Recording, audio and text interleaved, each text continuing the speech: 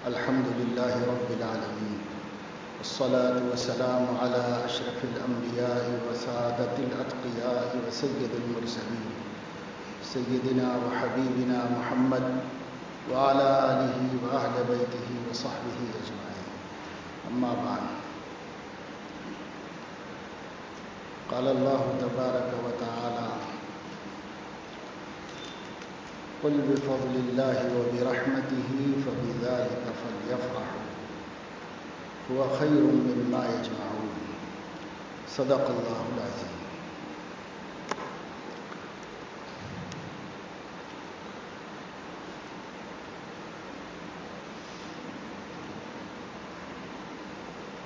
اسلام اللہ تعالیٰ کا بھیجا ہوا اور اپنے بندوں کی فوز و فلاح، سرخروئی اور کامیابی کے لیے منتخب کیا ہوا دین ہے. یہ دین بندوں کا بنایا ہوا نہیں ہے. دین اسلام زمین پر مرتب نہیں کیا گیا، تیار نہیں کیا گیا. یہ آسمانی دین ہے جو اللہ نے اپنے فرشتوں کے ذریعے سے سیدنا محمد الرسول اللہ صلی اللہ علیہ وسلم پر القاء اور الہام فرمایا، اور آپ صلی اللہ علیہ وسلم نے اللہ سے لے کر انسانیت کو اور امت کو اس نعمت سے سرفراز فرمایا. خود اس دین پر چلے اور پوری انسانیت کو اس دین پر چلنے کا حکم دیا. جو لوگ ایمان لائے ان کی تربیت فرمائی اور ان لوگوں کو اس دین کا پابند بنایا. انفرادی طور پر لوگ اس دین کے پابند بنے تو ان کا مجتمع اور ان کا معاشرہ بھی اسلامی بن گیا. جو معاشرہ اسلامی ہوگا وہ معاشرہ نہایت پاک باز ہوگا، اور وہ معاشرہ سراسر رحمت کے اندر ہوگا.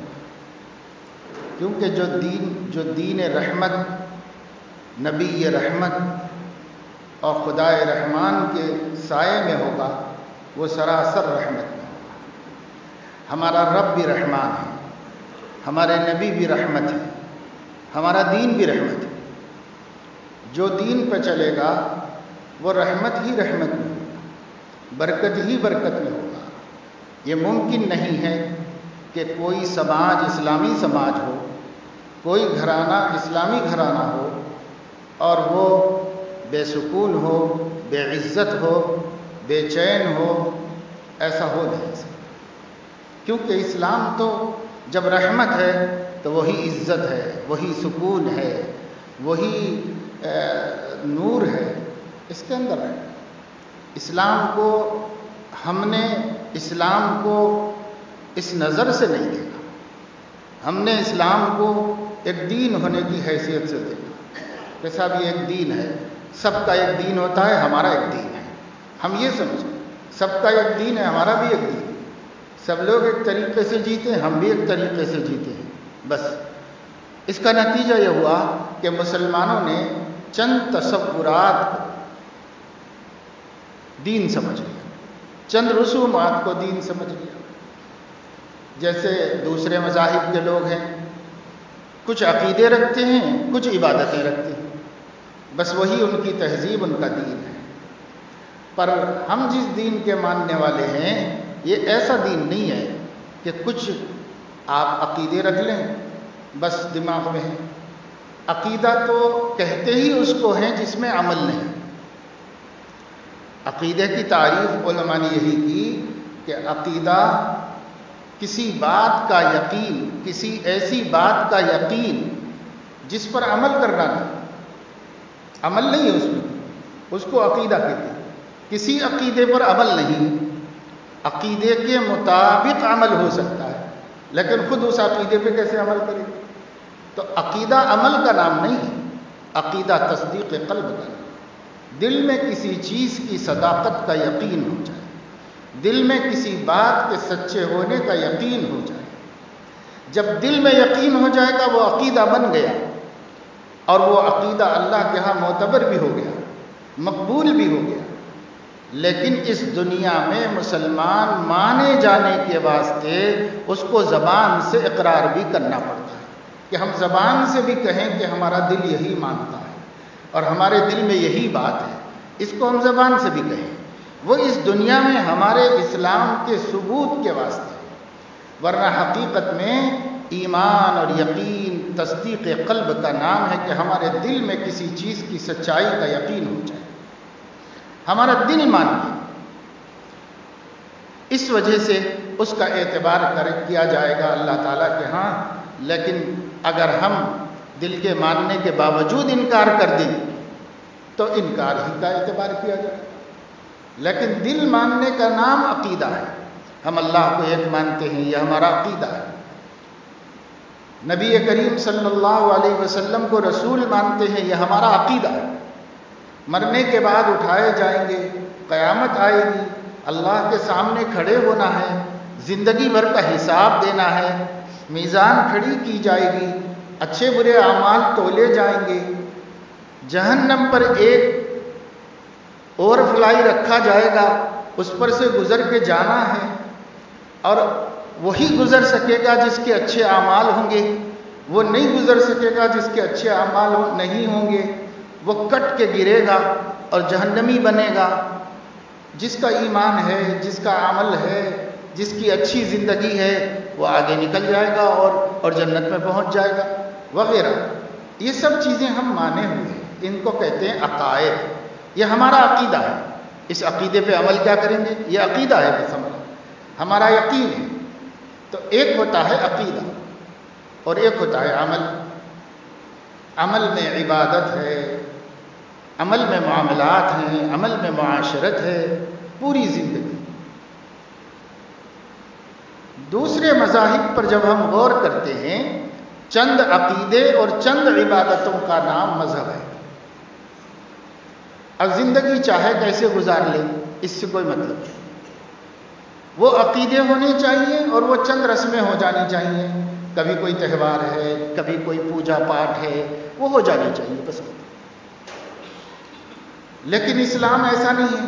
اسلام یہ کہتا ہے کہ ایک دفعے اس مذہب کو آپ نے اپنے لیے پسند کر لیا، اس دین کا آپ نے انتخاب کر لیا، دل سے تصدیق کی اور زبان سے اقرار کر لیا، تو آپ کو شعور آنے سے لے کر کے موت آنے تک اپنے من سے کچھ بھی نہیں کرنا ہے، سب کچھ اللہ کی ہدایت اور نبی کی تعلیم کے مطابق کرنا ہے۔ تو اتنا آسان تو نہیں ہے نا۔ اگر جتنا آسان ہم نے سمجھا ہوا ہے، اتنا آسان حضور صلی اللہ علیہ وسلم کے زمانے میں ان کے دشمن سمجھ لیتے تو وہ بھی مسلمان ہو جاتے۔ کیا پریشانی تھی مسلمان ہونے میں؟ آج ہم کو کیا پریشانی ہے مسلمان ہونے میں؟ بس ہم مسلمان ہو گئے، ختم۔ اپنے کو مسلمان کہتے ہیں، یہی مسلمان ہونا ہے۔ حالانکہ مسلمان ہونا اس کو نہیں کہتے، مسلمان ہونا سرنڈر ہو جانے کو کہتے ہیں۔ اللہ کے حوالے ہو کر یہ دعویٰ کرو، وعدہ کرو کہ اب میری اپنی کچھ نہیں چلے گی، حالانکہ میرا من ہے، میری عقل ہے، میرا ارادہ ہے، میری آرزویں ہیں، میری تمنائیں ہیں، میری چاہتیں ہیں، لیکن یہ نہیں چلیں گی۔ اے اللہ، آپ کی جو چاہت ہے وہ چلے گی، اے نبی آپ کی جو چاہت ہے وہ چلے گی۔ یہ ماننا ہوگا اور ایسا کر کے بتانا ہوگا۔ اسلام بس اس کو کہتے ہیں، اپنے آپ کو حوالے کر دو، دستبردار ہو جاؤ انانیت سے، خودرائی سے، منمانی سے دستبردار ہو جاؤ اور کسی اور کو اپنے لیے رہنما مان لو اور اسی کے راستے پہ چلنے کا ارادہ کر لو، تو اس کو کہتے اسلام۔ اسلام عربی زبان کا لفظ ہے، کسی ڈکشنری میں دیکھ لو۔ اسلام کے معنی سرنڈر ہو جانے کے، حوالے ہو جانا، سپرد ہو جانا۔ کس کے سپرد ہو جائیں؟ اللہ کے۔ اللہ تو ہمارے سامنے ہے ہی نہیں، اس لیے اللہ کے رسول کے سپرد ہو جائیں۔ اللہ کے رسول جو کہتے ہیں اللہ کی طرف سے کہتے ہیں، جو کرتے ہیں اللہ کی طرف سے کرتے ہیں، ان کی منع کی ہوئی چیز اللہ کی طرف سے منع کی گئی ہے، ان کی حکم دی ہوئی چیز اللہ کی طرف سے حکم دی گئی ہے۔ انہوں نے تو اپنی طرف سے ایک بات بھی نہیں کہی، پوری زندگی میں نہیں کہی، اور اس کی تصدیق قرآن کرتا ہے۔ وَلَوْ تَقَوَّلَ عَلَيْنَا بَعْضَ الْأَقَاوِيلِ، ایک بات بھی نبی نہیں کہتے۔ اللہ فرما رہے ہیں کہ اگر کہتے تو پھر ہم اس کو نمٹ لیتے، لیکن نہیں کہی نبی نے، ایک بات بھی اپنی طرف سے نہیں کہی۔ کتنا اطمینان اللہ نے دلایا ہے۔ یہ آیت قرآن کریم کی بڑی مشکل آیات ہے، لیکن اللہ کا کلام ہے، ہم کو بھی سمجھنا ہے، ہمارے سمجھنے کے لیے اتارا گیا ہے، اس لیے آپ بھی سمجھیں کہ اللہ کیا فرما رہے ہیں۔ وَلَوْ تَقَوَّلَ عَلَيْنَا بَعْضَ الْأَقَاوِيلِ، اگر یہ نبی ہماری طرف سے گڑھ کر کوئی ایک بات بھی کہتے، لَأَخَذْنَا مِنْهُ بِالْيَمِينِ ثُمَّ لَقَطَعْنَا مِنْهُ الْوَتِينَ، ہم ان کو دائیں ہاتھ سے پکڑ لیتے، پھر ان کی شہرت کاٹ دیتے۔ دیکھو کتنی سخت بات ہے، اللہ فرما رہے ہیں نبی کے بارے میں، لیکن قرآن میں ہے۔ کسی بھی قرآن میں دیکھو، قرآن تو ساری دنیا میں ایک ہی ہے، کہیں پڑھو وَلَوْ تَقَوَّلَ عَلَيْنَا بَعْضَ الْأَقَاوِيلِ لَأَخَذْنَا مِنْهُ بِالْيَمِينِ ثُمَّ لَقَطَعْنَا مِنْهُ الْوَتِينَ فَمَا مِنْكُمْ مِنْ أَحَدٍ عَنْهُ حَاجِزِينَ، پوری دنیا میں کوئی نہیں ہے اگر میں یہ کروں تو کوئی مجھے روک لے اور ان کو بچا لے، پوری دنیا میں کوئی نہیں ہے جو بچا سکے اگر میں ایسا کروں۔ ظاہر ہے اپنے محبوب کے بارے میں کہا جا رہا ہے، اپنے بعد کائنات کے سب سے بڑے کے بارے میں کہا جا رہا ہے، لیکن یہ اس اعتماد کو بتانے کے لیے کہ دنیا بھر کے کفار و مشرکین کو یقین ہو جائے کہ اللہ کے نبی نے اپنی طرف سے کوئی بات نہیں کہی، اس کا یقین ہو جائے۔ اس لیے اللہ نے انتہائی آخری بات کہہ دی، اللہ رب العزت۔ اتنی سخت بات ہے، مگر اس بات سے ہمارے نبی کی عظمت، ان کا احترام، ان کی شان متاثر نہیں ہوتی۔ کوئی بندہ نہیں کہہ رہا ہے، کوئی امتی نہیں کہہ رہا ہے، وہ کہہ رہا ہے جو ان کا بھی مولا اور مالک ہے، وہ کہہ رہا ہے۔ لیکن یہ بات تو اللہ اپنے نبی کے بارے میں بار بار نہیں کہتے، ہمیشہ وہ بات کہتے ہیں جس سے اس نبی کی محبت، عظمت، احترام بندوں میں پیدا ہو۔ لیکن دو چار جگہ قرآن مجید میں اللہ نے بڑی سخت بات کہی، اور وہ سخت بات اس لیے کہی کہ ان کو جھٹلانے والوں کو عبرت ہو جائے، ان کو نہیں ماننے والوں کو یقین ہو جائے، اس کے لیے اللہ رب العزت نے سخت بات کی۔ اس لیے میرے دوستو، ہمارے نبی نے اپنا کچھ نہیں دیا، سب اللہ کی طرف سے دیا، سب اللہ کی طرف سے امت کو دیا ہے، اور خود بھی چلے ہیں اور اپنی امت کو بھی چلایا ہے۔ تو جو دین آپ نے دیا ہے وہ دین رحمت ہے، اس نظر سے ہم نے نہیں دیکھا، بس اس نظر سے دیکھا کہ وہ ہمارا دین ہے، بس اس نظر سے دیکھا۔ یہ سراسر رحمت ہے، برکت ہے، اللہ کا انعام ہے، بندوں کے لیے ایک بہت بڑی نعمت ہے۔ اس نظر سے ہم دین کو نہیں دیکھتے، اگر دیکھتے ہوتے تو اختیار کر لیتے، اس کے احکامات کو ہم اختیار کر لیتے، لیکن ہم میں بہت وہ ہیں جو اللہ کے دین کو جانتے بھی نہیں، اللہ کے دین پر عمل بھی نہیں ہے۔ چلو عمل نہیں ہے، کم سے کم جانتے ہوں، اور جو ضروری باتیں ہوں ان کو مانتے ہوں، اور اس کا رحمت ہونا یقین کرتے ہوں، یہ ہمارے اندر نہیں پایا جاتا۔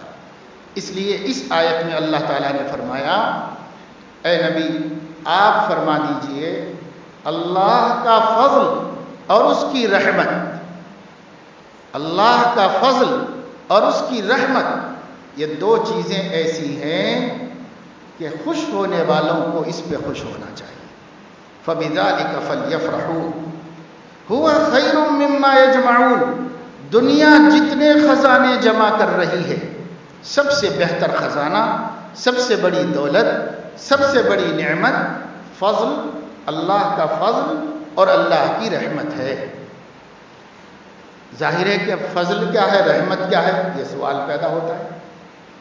تو صحابی نے سوال کیا حضرت ابو سعید خدری رضی اللہ تعالیٰ عنہ نے کہ یا رسول اللہ فضل سے کیا مراد ہے، رحمت سے کیا مراد ہے؟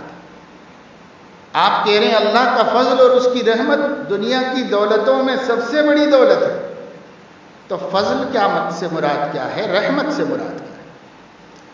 تب حضور اکرم صلی اللہ علیہ وسلم نے فرمایا فضل سے مراد قرآن کریم ہے اور رحمت سے مراد میری ذات اور میرا طریقہ ہے۔ تو جس کو قرآن مل گیا اور جس کو پیارے آقا صلی اللہ علیہ وسلم کا طریقہ حیات مل گیا، اس کو اتنی بڑی دولت مل گئی، اب اس دنیا میں کسی کے پاس اس سے بڑی دولت نہیں، کسی کے پاس اس سے بڑا خزانہ نہیں۔ جمع کرنے کے قابل یہ چیز ہے، حفاظت کرنے کے قابل یہ چیز ہے، فخر کرنے کے قابل یہ چیز ہے، اللہ کی کتاب قرآن کریم اور سیدنا محمد الرسول اللہ صلی اللہ علیہ وسلم کا زندگی گزارنے کا طریقہ۔ جیسے آپ نے زندگی گزاری، جیسے آپ نے صحابہ کو جینا سکھایا، جیسے آپ نے صحابیات کو جینا سکھایا، اس کو ہم اختیار کریں۔ لیکن جس دن ہم اس کو اللہ کی سب سے بڑی نعمت مانیں گے، اس دن وہ ہمارے گھر میں ہوگا، اس دن وہ ہماری زندگی میں ہوگا، اس دن وہ ہمارے سینے میں ہوگا، ہمارے دل میں ہوگا، اس دن دین اسلام ہماری آنکھوں کی ٹھنڈک ہوگا اور ہمارے دل کا چین ہوگا۔ جس دن ہم مانیں گے کہ یہ سب سے بڑی چیز ہے، ہم نہیں مانتے کہ یہ سب سے بڑی چیز ہے، ہمارے سامنے اس سے بڑی بڑی بہت سی چیزیں ہیں، مال اس سے بڑی چیز ہے، کاروبار اس سے بڑی چیز ہے، رسم و رواج بھی اس سے بڑی چیز ہے ہمارے یہاں۔ ایک آدمی کو سنت پیش کی جائے اور اس کے مقابلے میں زمانے کا کوئی طریقہ ہو، خاندان کی کوئی رسم ہو، وہ سنت کو سائیڈ میں رکھ دے گا، اسی رسم پر عمل کرے گا جو اس کے خاندان، کیونکہ وہ اس سے بڑی چیز اس کو سمجھتا ہے، اس کو اس سے بڑی چیز نہیں سمجھتا۔ یہ اعتقاد کی خرابی جب تک ہے، یہ امت اوپر نہیں آ سکتی، یہ امت کامیاب نہیں ہو سکتی۔ ہر دن مذلت کی ذلت کے گڑھے میں گرتی جائے گی، ہر دن رسوا ہوتی جائے گی، ہر دن قوموں کے ظلم کا نشانہ بنتی جائے گی، جب تک کہ یہ امت مانے گی نہیں کہ میرے نبی کا لایا ہوا دین سب سے بڑی دولت ہے، سب سے بڑی دولت ہے، یہی رحمت ہے، یہی نعمت ہے، یہی سکون ہے، یہی عزت ہے۔ جب تک نہیں مانے، راحت اسلام میں ہے، عزت اسلام میں ہے، سکون اسلام میں ہے، چین اسلام میں ہے، سب اسلام میں ہے، مگر ہم نہیں مانتے۔ ہاں بہت سے بہت زبان کے حد تک مان بھی لیں تو مان لیں گے، زبان سے بول بھی لیں گے اس کا، مگر زبان کے ماننے سے کیا ہوتا ہے؟ زبان کے بولنے سے کچھ نہیں ہوتا، دل کے ماننے کی ضرورت۔ ہمارا دل مانے، دل مانیں گے تو ہم قبول کریں گے، ہمارا دل نہیں مانتا۔ ہم نے سماج میں بہت سی برائیوں کو پال رکھا ہے اور پالتے جا رہے ہیں، صرف اس وجہ سے کہ وہ سماج کا ایک حصہ ہے، صرف اس وجہ سے کہ خاندان کی روایت ہے، صرف اس وجہ سے کہ زمانہ ایسا ہی کرتا ہے، چاہے اللہ اس سے خفا ہو اور چاہے نبی اس سے دکھی ہو، ہمیں اس کی کوئی پرواہ نہیں، ہمیں وہ کرنا ہے جو زمانہ کرتا ہے۔ اس کا نتیجہ سخت تکلیف کی صورت میں قیامت میں تو ظاہر ہوگا ہی، دنیا میں بھی ذلت ہے، دین کی مخالفت، دنیا میں بھی رسوائی ہے۔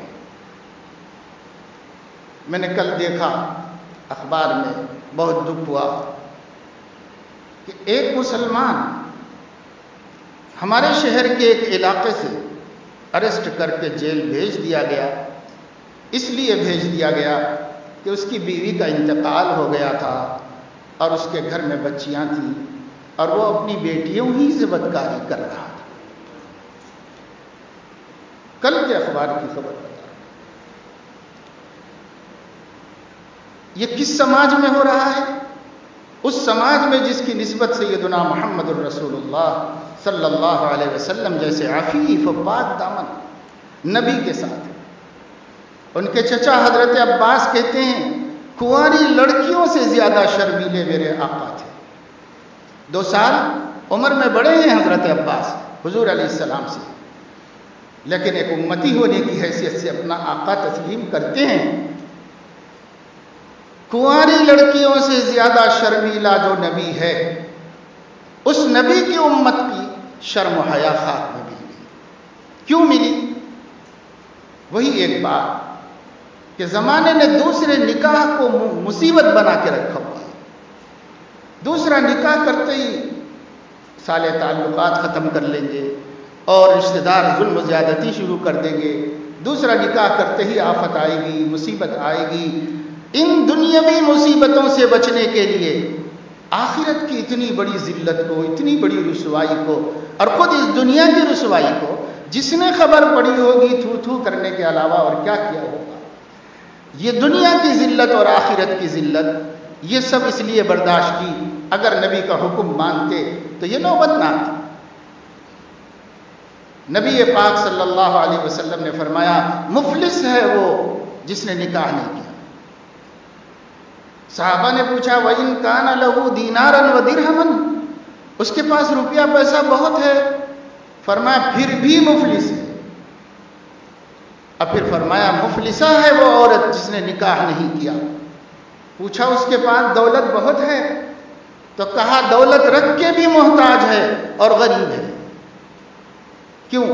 اس واسطے کہ جیسے مفلس ذلت کے گڑے میں گرے گا، یہ دولت مند بے شوہر کی عورت بھی گڑے میں گرے گی، اور یہ دولت مند بے بیوی کا مرد بھی گڑے میں گرے گا. گڑھے میں گرے گا. کوئی وجہ نہیں ہے. 2 جوان ایک جگہ موجود ہوں، ایک آدمی ہے اس کی شہوت باقی ہے اور اس کے گھر میں جوان بچیاں رہتی ہیں. صبر کی ایک حد ہوگی اور اس کے بعد وہ حد سے گزر جائے. شہوت جنون ہے، عقل پہ پردہ پڑ جاتا ہے. اس وقت کچھ سمجھ میں نہیں آتا کہ سامنے کون ہے. رشتوں کے تقدس کو پامال کر دیتا ہے اور نہیں سمجھتا کہ میں کیا کر رہا ہوں، اس لیے کہ تھوڑی دیر کے لیے وہ انسان نہیں ہے، جانور ہے. اسلام نے کہا کہ یہ جانور پن سب پہ طاری ہوتا ہے. اس وقت اپنے دین، دیانت، امانت، تقوی، عزت کے بچانے کے واسطے اپنا جوڑا ساتھ میں رکھو. کبھی بے جوڑ مت رہو دنیا کے اندر. حضور علیہ السلام نے سختی سے منع کیا تنہا زندگی گزار، تجرد کی زندگی. آدمی اکیلا زندگی گزارے، اس کی اجازت نہیں دی، بلکہ ہمیشہ حکم دیا گیا جب آدمی اہل ہو جائے اس کو چاہیے کہ جوڑا بنائے اپنا، کیونکہ فطرت کو توڑ نہیں سکتے تھے. فطرت کے تقاضوں کو دبا نہیں سکتے، مجبور نہیں کر سکتے. حلال ملے گا تو حلال کھاؤ گے، حلال نہیں ملے گا تو حرام کھاؤ گے، مگر فطرت کو مجبور نہیں کر سکتے. اس لیے اسلام نے یہ تعلیم دی، ہم نے اس پہ عمل نہیں کیا. صحابہ اس کو سمجھتے تھے. حضرت عبداللہ ابن مسعود افقہ الصحابہ رضی اللہ تعالیٰ عنہ، صحابہ میں بڑے اونچے مقام مرتبے کے مانے گئے ہیں، علم والے صحابی مانے گئے ہیں. ایمان لائے شروع زمانے میں مکہ مکرمہ میں، اور حضور علیہ السلام کی وفات تک ان کے پیچھے کھڑے ہو کے نماز پڑھتے تھے. سفر میں حضر میں کہیں جدا نہیں ہوئے حضور علیہ السلام سے، ہر وقت آپ کے ساتھ رہتے تھے.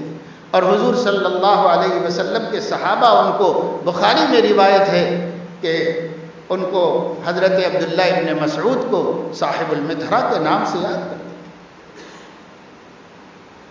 یعنی حضور کا لوٹا ان کے پاس، حضور کی چپلیں ان کے قبضے میں، حضور علیہ السلام کی عصا ان کے ہاتھ. کہیں جانا ہوتا تو چپل کی ضرورت پڑتی، عصا کی ضرورت پڑتی، وضو وغیرہ بنانے کے لیے لوٹے کی ضرورت پڑتی. یہ 3 چیزیں عبداللہ ابن مسعود کے پاس رہتی تھی، جیسے ہی ضرورت پڑی لا کے رکھ دیتے تھے. کیوں؟ اس واسطے کہ ہمیشہ ساتھ رہتے تھے، ہمیشہ ساتھ رہتے. یہی عبداللہ ابن مسعود رضی اللہ تعالیٰ عنہ فرماتے ہیں اگر مجھے کسی طرح پتہ چل جائے، اگرچہ کہ نہیں چلتا، لیکن اگر مجھے کسی طرح پتہ چل جائے کہ زندگی میں صرف 10 دن باقی ہیں اور میری بیوی نہیں ہے تو میں 10 دن کے لیے نکاح کروں گا. یہ معلوم رکھ کے کہ بھی 10 دن کے بعد مرنے والا ہوں، یہ معلوم رکھ کے بھی 10 دن کے لیے نکاح کروں گا. لیکن آج کتنے بے نکاح لوگ طرح طرح کے وساوس میں، خیالات میں، دل اور دماغ کی گندگیوں میں مبتلا ہیں اور دن رات اپنے خراب کر رہے ہیں، یا تو صبر کر کے تڑپ تڑپ کے صبح کر رہے ہیں، یا پھر بے صبری کر کے بدکاریوں میں مبتلا ہو رہے ہیں، مگر نکاح نہیں کر رہے۔ اسلام ایک چیز سکھا رہا ہے، وہ نہیں پسند ہے، زمانہ اس کو برا کہتا ہے، اس لیے ہم اس کو برا ہی سمجھیں گے، چاہے دین اس کو اچھا کہتا ہو، چاہے قرآن اچھا کہتا ہو، چاہے نبی اچھا کہتے ہوں، لیکن زمانہ برا کہتا ہے تو میں برا ہی سمجھوں گا اس کو۔ کتنی لڑکیاں جوانی میں بیوہ ہو گئی اور ان کو اسی طرح رکھا ہوا ہے، ان کے نکاح کی فکریں نہیں کی جاتی، ان کے نکاح کا ارادہ ظاہر کرنے کو بے عزتی کہا جاتا ہے، شرم کی بات کہا جاتا ہے، لیکن اگر وہی لڑکی غیر غیروں سے روابط قائم کرے اور ناجائز تعلقات قائم کرے، اسے تو برداشت کر لیا جائے گا، لیکن اس کے دوسرے نکاح کو برداشت نہیں۔ ایک ایسا سماج ہم بنا رہے ہیں، ایسا سماج نبی پاک صلی اللہ علیہ وسلم نے نہیں۔ اللہ کے نبی صلی اللہ علیہ وسلم نے 11 نکاح فرمائے، جب دنیا سے تشریف لے گئے تو 9 گھر چھوڑ کے گئے، 9 بیویاں تھیں۔ حضور صلی اللہ علیہ وسلم نے سوائے حضرت عائشہ رضی اللہ تعالی عنہا کے باقی سب نکاح بیواؤں سے کی، صرف ایک کنواری نکاح آپ نے فرمایا کنواری لڑکی سے، باقی سب بیواؤں سے کیے، امت کی ہمت بڑھانے کے لیے کہ بیواؤں کو یوں بے سہارا نہ چھوڑو، ان سے نکاح کرو اور انہیں سہارا دو، انہیں عزت دو۔ ایک عورت کو نہ باپ سہارا ہو سکتا ہے جوان ہونے کے بعد، نہ بھائی سہارا ہو سکتا ہے، نہ بیٹا سہارا ہو سکتا ہے، اگر اس کی عزت کی کوئی چادر ہے تو اس کا شوہر ہے جو اس کی عزت کی چادر ہے، وہی چادر اوڑھ کے وہ عزت والی رہ سکتی ہے، اس چادر کو چھوڑ کے وہ عزت والی کیسے رہ سکتی ہے؟ لیکن یہ سب نہیں کر رہے، یہاں تک نوبت آ گئی اپنی حقیقی بیٹیوں سے بدکاری کی، یہاں تک نوبت آ گئی۔ اور یہ قصہ نہیں ہے میرے دوستوں کہ اتفاق سے ہو گیا، سماج میں ایسے واقعات دن بدن ہوتے جا رہے، دن بدن ہوتے جا رہے۔ ہم اتنے قصے سناتے ہیں کہ جانتے ہیں کہ سنانے کے لیے حیا آتی ہے کہ کیسے مسلمانوں کے سامنے ہم اپنے نبی کی امت کے یہ قصے سنائیں، اتنے ایسے واقعات، یہ ایک نہیں ہے، ایسے کتنے مقدمے ہم نے حل کیے، ایسے کتنے مسائل کو اس ہفتے کے دوران کتنے مسائل ہمارے سامنے آئے اور گزشتہ دنوں میں سالوں میں کتنے آئے، میں بیان نہیں کر سکتا میرے دوست۔ اللہ کے گھر میں ہیں ہم، اس مسلح پر نبی کی جگہ پر بیٹھ کے، جھوٹ نہیں بول رہا، اتنے قصے ہو رہے ہیں مسلمانوں میں، کیا کیا ہو رہا ہے۔ رشتے کا تقدس کبھی تصور نہیں کیا جا سکتا تھا، جس کام کا وہ کام گھروں میں مسلمانوں کے سوچ نہیں سکتے تھے ہم،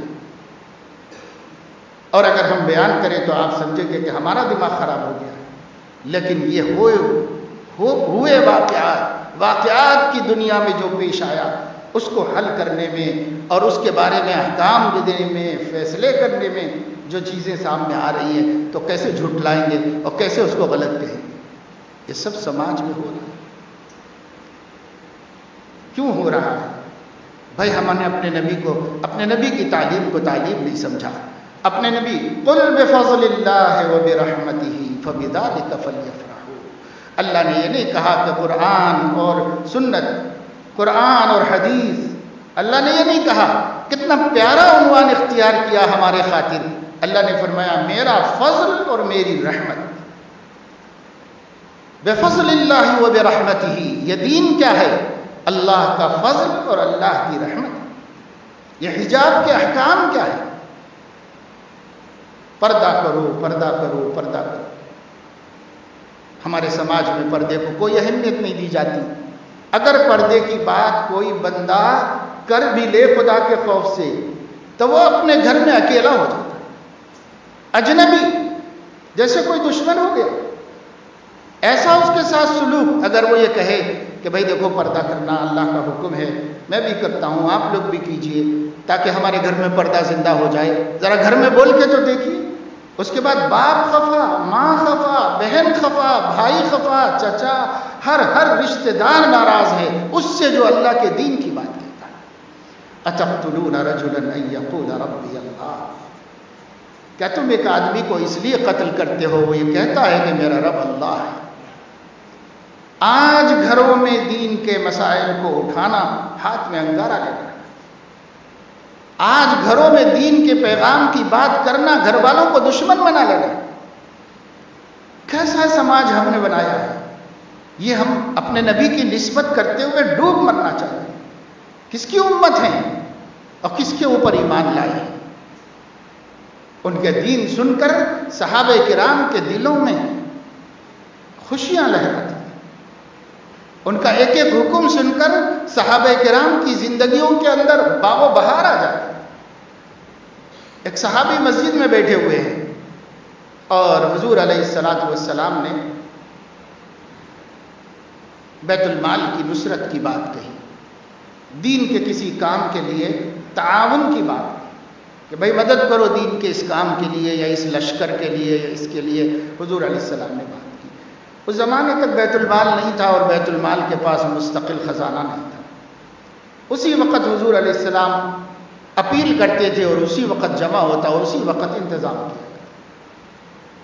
ایک صحابی بیٹھے ہوئے تھے, گرما کا موسم تھا, کھجور پک رہے تھے, توڑ کے بیچنے کا زمانہ تھا.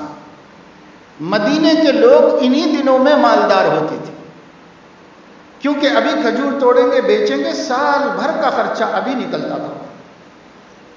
اس وقت میں اپنے کھجوروں کی نگرانی کرنے کے لیے شہر چھوڑ کے باغ میں رہ رہے تھے, لیکن حضور علیہ السلام کی خدمت میں آئے ہوئے تھے. تو آپ صلی اللہ علیہ وسلم نے فرمایا, اعلان کیا کہ بھائی کچھ تعاون کرو اسلام کا. انہوں نے کہا کہ یا رسول اللہ, میرے پاس ایک باغ ہے, اس میں 17 درخت ہیں اور اس پہ کھجور لگا ہوا ہے, بالکل پکا ہوا تیار ہے, بس توڑنا اور بیچنا ہے. اگر میں یہ باغ اللہ کے نام پہ وقف کر دوں اور خیرات کر دوں تو مجھے کیا ملے گا؟ حضور علیہ الصلوۃ والسلام نے فرمایا کہ اتنا ہی بڑا باغ اللہ تعالیٰ اپنی شان کے مطابق تجھے جنت میں عطا فرمائے. اس نے کہا کہ سودا منظور ہے, وہ میں نے لے لیا اور یہ آپ کو دے دیا. ہو گیا معاملہ طے مسجد میں. اب اس کے بعد یہ یہاں سے نکل کے گئے اپنے باغ پہ, تو ان کی بیوی اپنے بچوں کے ساتھ باغ میں تھی, ٹیمپروری باغ میں جا کے رہ رہے تھے.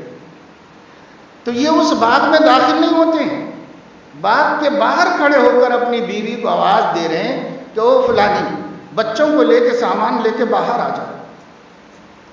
انہوں نے کہا کیوں, کیا بات ہو گئی؟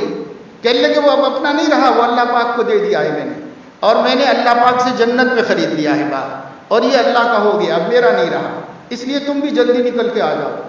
حدیث پاک میں ہے کہ وہ عورت اپنے بچوں کو لے کر کے کچھ سامان گھسیٹتی ہوئی باہر نکل کے آئی تو شوہر سے کہتی ہے کہ یہ کاروبار آپ کو مبارک ہو, بڑا نفع کا کاروبار آپ نے کر لیا, نفع کا کاروبار.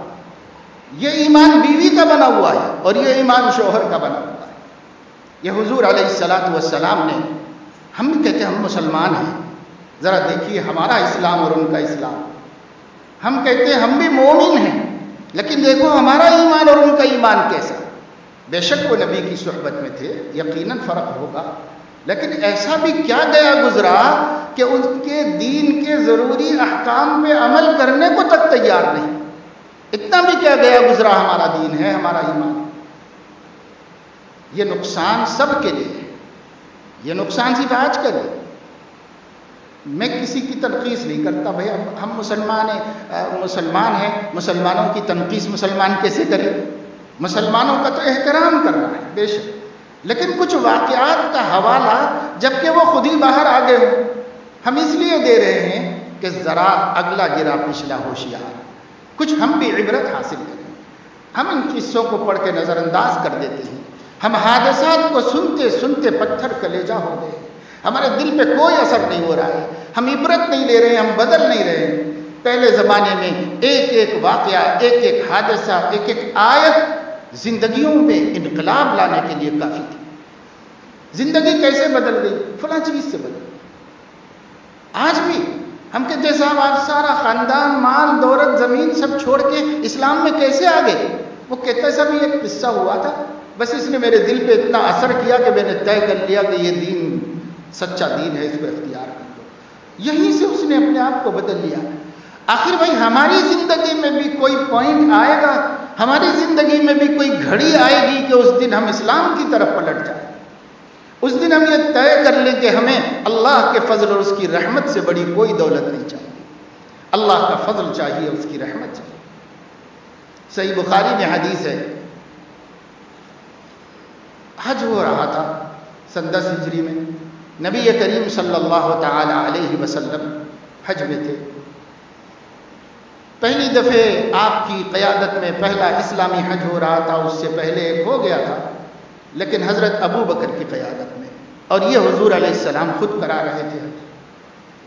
تو طواف کر رہے تھے، ایک خاتون آئی اور وہ حضور علیہ السلام کی سواری کے پاس کھڑے ہو کر کے آپ سے ایک مسئلہ دریافت کر رہے، اور حضور صلی اللہ علیہ وسلم کی اونٹنی کے پیچھے ان کے بھتیجے حضرت فضل بن عباس بیٹھے ہوئے تھے۔ وہ پیچھے بیٹھے ہوئے تھے اور حضور صلی اللہ علیہ وسلم سے یہ عورت بات کر رہی تھی۔ تو حضرت فضل نابالغ تھے، چھوٹے تھے، پیدل چل رہے تھے، حضور کو اچھا نہیں لگا تو اٹھا کے بٹھا لیا تھا اپنی سواری پر۔ حضور علیہ السلام یہ بچہ اس عورت کو دیکھ رہا تھا اور وہ عورت اس بچے کو دیکھ رہی۔ تو حضور صلی اللہ علیہ وسلم نے اپنا ہاتھ سر پر رکھ کے حضرت فضل کے ان کے ہاتھ کو کعبہ شریف کی طرف موڑ دیا۔ اب یہ قصہ ہو گیا ختم، لیکن آگے دوسری حدیث میں ترمذی شریف میں اس واقعے کے بعد یہ ہے کہ حضرت عباس نے کسی وقت پوچھا حضور علیہ السلام کے چچا نے کہ یا رسول اللہ آپ نے بھتیجے کا سر ادھر کیوں پلٹا دیا تھا بات کرتے وقت میں؟ یہ سوال کیا حضور علیہ السلام سے۔ تو آپ نے فرمایا ایک جوان تھا، ایک جوان لڑکی تھی، عورت تھی، ایک جوان لڑکا تھا، یعنی نابالغ تھے لیکن قریب بلوغ کے ہو گئے تھے۔ حضرت عبداللہ ابن عباس رضی اللہ تعالیٰ عنہ خود بھی حضور علیہ السلام کے وصال کے وقت میں کم سن تھے۔ تو حضرت فضل بن عباس کے بارے میں حضور نے کہا کہ جوان بچہ تھا اور جوان عورت تھی، میں نے محسوس کیا کہ کہیں شیطان ان دونوں کے درمیان کسی برائی کو جنم نہ دے گی، اس لیے میں نے بھتیجے کا سر دوسری طرف پھیر دیا کہ دیکھنا نہیں ہے عورت کو، غیر عورت کو کیسے دیکھ رہے، اس سے فتنہ وجود میں آئے گا۔ تو اللہ کے نبی ہیں اور اپنے خاندان کے بچوں کے پردے کا اتنا اہتمام کر رہے ہیں، اور کعبۃ اللہ شریف کے سائے میں بھی پردے کا اہتمام کیا جا رہا ہے، اور وہاں بھی حضور علیہ السلام یہ فرما رہے ہیں مجھے ڈر تھا۔ کہاں ڈر تھا؟ کس کو ڈر تھا؟ نبی کو۔ کس کے بارے میں؟ اپنے چچا زاد بھائی کے بارے میں، حضرت عباس جیسے ایمان والے کے بیٹے کے بارے میں، اور وہ ایمان والی خاتون جو حضور سے مسئلہ پوچھنے آئی تھی اس کے بارے میں۔ کس جگہ؟ کعبۃ اللہ کے دامن میں۔ حضور فرما رہے ہیں مجھے ڈر تھا کہ ایک جوان اور ایک جوان مرد، جوان عورت اکٹھے ہوں اور کوئی فتنہ نہ ہو، ایسا ہو نہیں سکتا۔ پھر ہم کیا کرتے ہیں؟ ہمیں اس کی کوئی پرواہ نہیں۔ گھر میں بیٹیاں جوان ہو کے بس پل رہی ہیں، کوئی پرسان حال نہیں ہے، کیونکہ کچھ رسمیں پوری کرنا ہے، کچھ خاندانی روایات کو تکمیل کرنا ہے، اتنا پیسہ جمع کرنا ہے، اتنے نخرے ہونے ہیں، لیکن گھر میں ایک جوان بچہ موجود ہے اور گھر میں جوان بچی موجود ہے۔ ہم نے کبھی خطرہ نہیں محسوس کیا، نبی کو خطرہ محسوس ہوا کعبے کے دامن میں، اور ہمارے گھر میں ہمیں کوئی خطرہ نہیں محسوس ہوا۔ تو جب تک ہم یہ رسک لیتے رہیں گے اور جب تک ہم ان چیزوں کو معمولی سمجھ کر نظر انداز کرتے رہیں گے، آج کسی کے گھر میں حادثہ ہوا ہے، کل ہمارے گھر میں حادثہ ہوا۔ اللہ بچائے، اللہ حفاظت فرمائے۔ اس لیے کہ ہم کوئی دودھ کے دھلے ہوئے نہیں ہیں اور ہم کوئی آسمان کے ٹپکے ہوئے نہیں ہیں، ہم بھی انسان ہیں، ہم بھی انسان ہیں۔ ایک انسان یہ غلطی کر سکتا ہے، دوسرا انسان بھی کر سکتا ہے، مگر ہم دین نہیں چاہتے، دین ہم چاہ ہی نہیں رہے، بہت بھروسہ ہے، ارے ہم لوگ بہت مہذب گھرانے کے، ہم بہت عزت والے خاندان کے، ہمارے ہاں ایسا نہیں ہوگا، ہم کبھی ایسا نہیں کریں گے، ایسے سمجھ۔ لیکن میرے دوستو، نفس نفس ہے، شیطان شیطان ہے، اور انسان انسان ہے، اس کو اللہ نے قدرت دی ہے، وہ مجرد دم خون کی رگوں میں دوڑتا ہے، جیسے رگوں میں جیسے خون دوڑتا ہے، شیطان کو اللہ نے اتنی قدرت دی۔ اور یہ بھی بخاری شریف میں حدیث ہے، کتاب الاعتکاف میں، کہ سیدنا محمد رسول اللہ صلی اللہ علیہ وسلم مسجد میں تھے، اور حضرت زینب رضی اللہ تعالیٰ عنہ ملاقات کے لیے آئیں اعتکاف میں، کچھ دینا ہوگا، لینا ہوگا، یا خیریت پوچھنی ہوگی۔ تو پھر وہ جب جا رہی تھی، رات کا وقت تھا، جب لوگ نہیں تھے تب ملنے آئی تھی، جب وہ جا رہی تھی تو حضور علیہ السلام مسجد کے دروازے تک چھوڑنے کے لیے ان کے ساتھ میں آئے، اور جب دروازے کے قریب میں آئے تو دیکھا کہ دو انصاری صحابی ادھر سے گزر رہے تھے، سامنے راستے سے گزر رہے تھے۔ حضور علیہ السلام نے ان سے فرمایا اپنی جگہ ٹھہرے رہو، رک جاؤ ذرا۔ تو وہ لوگ رک گئے، اور آپ نے فرمایا کہ یہ میری بیوی حضرت صفیہ یا حضرت زینب، نام لے کے فرمایا۔ صحابہ ازواج مطہرات کے ناموں سے واقف تھے، نام لے کے فرمایا کہ یہ فلاں ہے۔ تو صحابہ نے کہا سبحان اللہ، اور صحابہ کو حضور کا یہ صفائی پیش کرنا بہت گراں گزرا، حدیث کے الفاظ ہیں، صحابہ کو یہ بہت گراں گزرا کہ نبی ہمارے سامنے کیوں صفائی کر رہے ہیں، کہ یہ میری بیوی، یہ صفائی کیوں کر رہی؟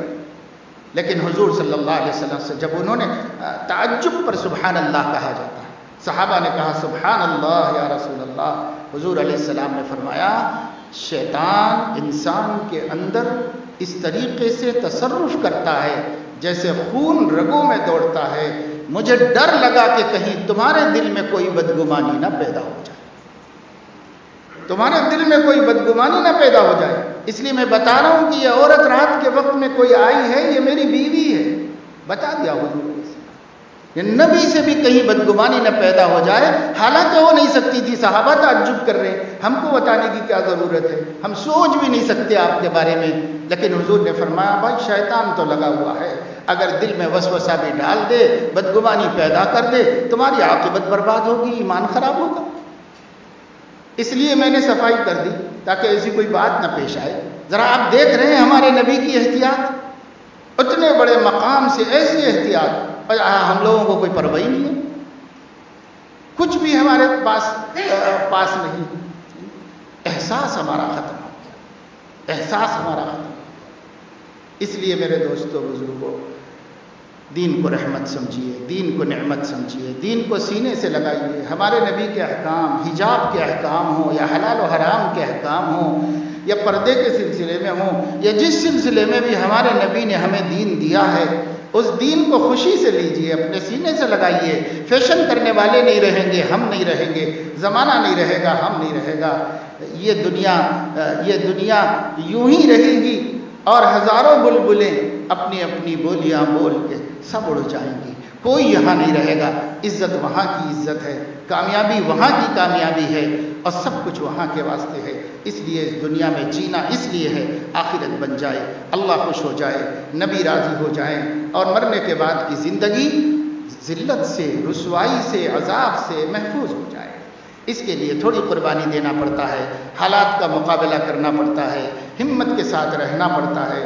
اس لیے ارادے کریں ہم سب کہ ہم اللہ کے دین کو فضل اور رحمت ہی سمجھیں گے، اور اس کو اجنبی نہیں سمجھیں گے، اپنے سے قریب کریں گے، اپنے گھر سے قریب کریں گے، اپنے سینے سے قریب کریں گے، اور جو فیشن ہے اور جو رواج ہے اور جو دوسروں کا طریقہ ہے اور جو اغیار کی سنتیں ہیں اسے نکال باہر کریں گے، اور اپنے نبی کے طریقے کو، ان کی سنت کو اپنے لیے پسند کریں گے۔ اللہ اپنے کرم سے مجھے آپ کو سب کو توفیق نصیب فرمائے، ہم سب اس کے دین کے قدرداں بن جائے۔ حالات ابھی بگڑے نہیں ہیں، ہم ہی بگڑے ہیں، انشاءاللہ ہم سنبھل جائیں گے، حالات بھی سنبھل جائیں گے۔ وآخر دعوانا ان الحمد للہ۔